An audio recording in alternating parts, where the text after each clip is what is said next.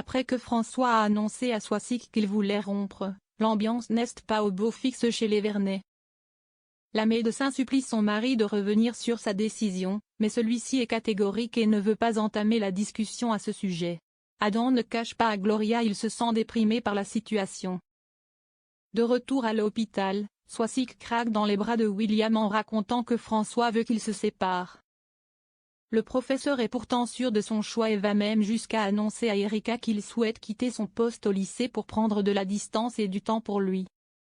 Au commissariat, Damien est inquiet après avoir découvert l'ADN de Violette sur un mégot de cigarette au cannabis retrouvé devant le lycée.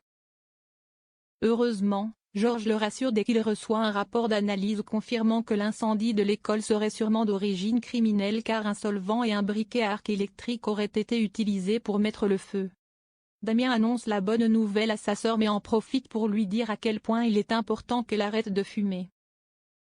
Violette, qui trouvait étrange de voir Arthur Verge fréquemment près du lycée avant l'incendie, prévient son frère. Les enquêteurs convoquent donc le pompier volontaire au commissariat pour l'interroger. Si rien n'empêche de le laisser repartir, ils en profitent pour inspecter sa voiture. Là encore, les policiers ne trouvent rien. Pas même la poupée en tissu qu'il gardait précieusement dans sa boîte à gants. Demain nous appartient en avance, Bart soupçonne Marceau d'avoir provoqué l'incendie du lycée. Erika furieuse. Au Spoon, une petite dispute éclate entre Bart et Marceau lorsque le restaurateur se rend compte que l'adolescent s'amuse à voler les verres de son restaurant, et se met à fouiller son sac. Se rendant compte qu'il a dérobé en réalité tout ce qui lui passe sous la main, Marceau s'en va en oubliant de ramasser certaines de ses affaires et notamment un morceau de tissu imbibé de solvant.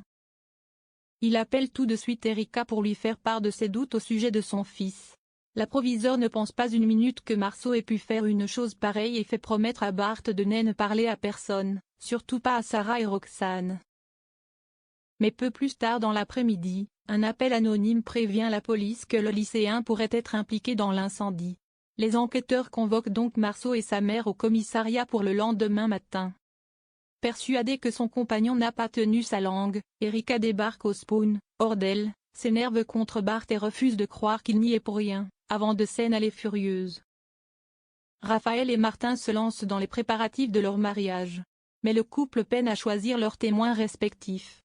Si l'avocate est certaine de vouloir Chloé à ses côtés, elle hésite concernant la deuxième personne, craignant de semer la zizanie entre ses filles si elle ne désigne que l'une d'entre elles. Mais il semble que sa cousine Marguerite ait une solution toute trouvée. Elle assure que lorsqu'elle était enfant, Raphaël lui avait promis de la choisir et qu'il serait inenvisageable qu'elle ne tienne pas sa parole. Ce qui ne semble pas réellement faire plaisir à la future mariée, ni à Maud d'ailleurs qui aurait adoré occuper le rôle. Martin aussi rencontre quelques difficultés, si son premier témoin sera Nordine, il criant de créer des jalousies au commissariat s'il choisit entre Aurore, Karim et Georges.